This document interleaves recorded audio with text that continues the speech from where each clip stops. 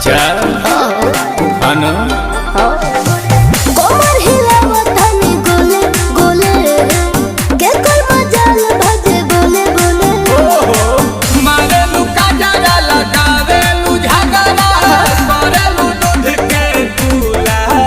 बाहर चढ़ल जवानी रसगुल्ला बाहर चढ़ल जवानी रसगुल्ला ए रसगुल्ला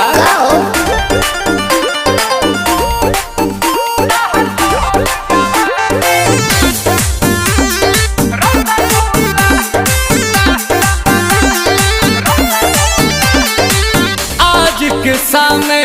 तोहर हिना में कई के आइलो हम बानी जईबू कहीं अबू यहीं लिख के ले रानी